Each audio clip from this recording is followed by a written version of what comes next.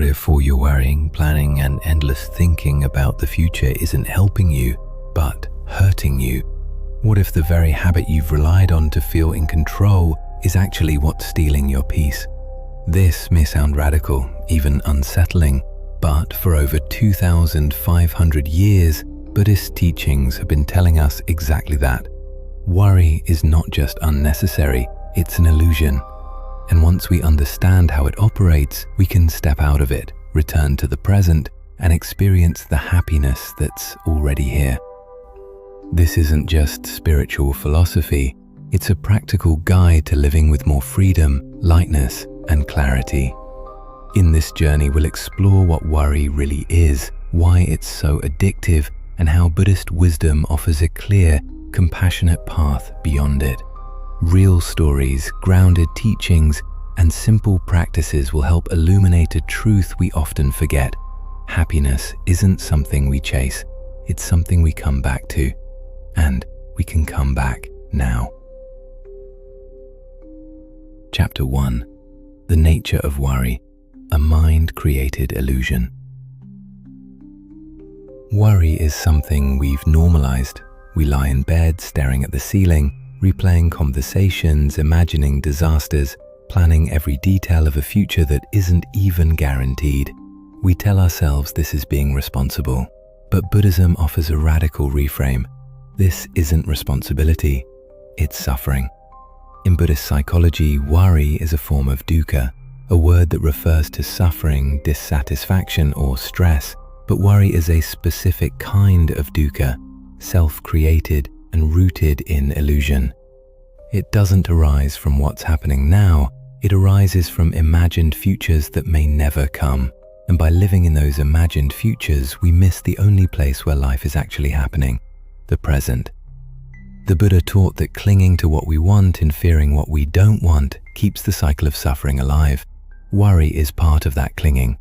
We cling to control, certainty, outcomes. The more we cling, the more we fear, and the more we worry. Chapter 2. The Second Arrow. The Pain We Choose. One of the most powerful metaphors in Buddhism is the teaching of the two arrows. Imagine someone walking through a forest who gets hit by an arrow. That's life. Pain, disappointment, challenges. But then, instead of treating the wound, they shoot themselves with a second arrow. That's worry, rumination, mental storytelling. The second arrow is our reaction to pain, and unlike the first, it's optional.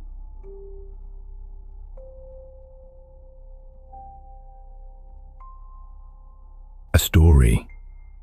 Sarah, a school teacher, was told her contract might not be renewed due to budget cuts. Immediately her mind began spinning. What will I do? How will I pay rent? What if no one hires me? What if I end up homeless? She hadn't even lost her job yet. The first arrow, uncertainty, was real. But all the rest? Those were second arrows she fired at herself. When we learn to recognize the second arrow, we gain the power to stop firing it. We begin to heal. Chapter 3. The Mind as Storyteller. Samsara in Action. In Buddhism, the untrained mind is compared to a wild elephant, powerful, restless, and destructive when uncontrolled. Our minds are incredible storytellers. They spin tales based on fear, past trauma, and future projections, and we believe them. This mental chaos is what Buddhism calls samsara, the endless cycle of craving, aversion, and ignorance. Worry is a perfect example of samsara at work. We crave security, resist uncertainty, and believe our thoughts as if they're facts. Mindfulness helps us step back. When a thought arises, what if I fail? We don't have to follow it. We can name it, worrying, and let it go. A personal example. I once spent days panicking about a medical test result. My mind rehearsed every worst-case scenario. When the results came, they were normal. I had suffered for nothing. I had let the wild elephant trample my peace. Chapter 4. Mindfulness. The power of present awareness. So how do we interrupt this cycle? The answer lies in mindfulness, sati. In Pali, it's not just sitting still for 20 minutes. It's the ongoing practice of returning to now. Mindfulness is when you drink tea and actually taste it, when you walk and feel the earth under your feet, when you hear a bird and truly listen. It's presence, not perfection. Try this. Next time you feel worry creeping in, place your hand on your chest and breathe. Ask, what is actually happening right now? Almost always, the answer is nothing threatening. The mind is in the future. You are here. With consistent practice, mindfulness weakens worry's grip. We realize we can feel discomfort without building a story around it. We learn to respond, not react. And in that gap, peace lives. Chapter 5. The wisdom of letting go. Letting go isn't easy. Most of us believe that if we stop worrying, we stop caring. That letting go means giving up. But in Buddhism, letting go is the beginning of trust. The more we try to control life, the more drained we become.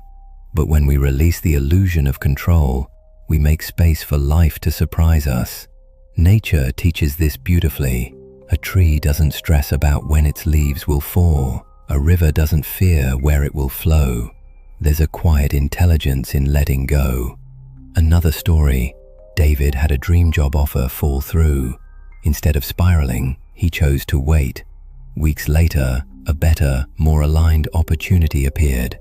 If he had clung to the first, he would have missed the second. Trust means believing in the unfolding of life. Chapter 6. Practical ways to disengage from worry. Label the thought. This is worry. Return to the body. Feel your feet. Breathe deeply. Ask what you actually know versus what you're imagining. Remember impermanence. Everything changes. Use meditation as training. Start with 5 minutes daily. Journal your fears.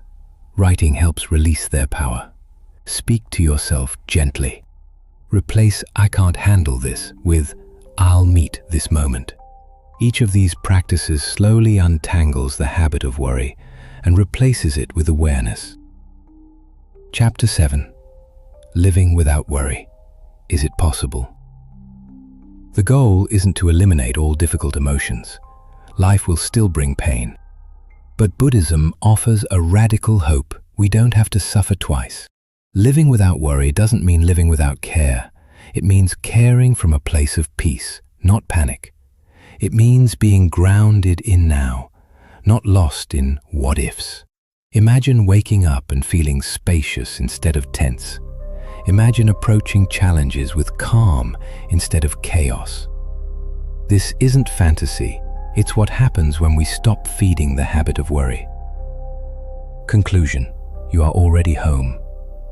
Worry says you are not safe. Something bad is coming. You are not enough. But Buddhism reminds us you are here. You are breathing. You are life itself. The present moment, this breath, this step, this silence is enough. Always. Happiness isn't something you earn by fixing everything. It's what arises when you stop trying to fix what was never broken. So the next time your mind races into the future, gently return. Say to yourself, I'm here, I'm safe, I'm enough. And just like that, you come back to life. If this spoke to you, keep practicing, keep returning. The Buddhist path doesn't require perfection, just presence.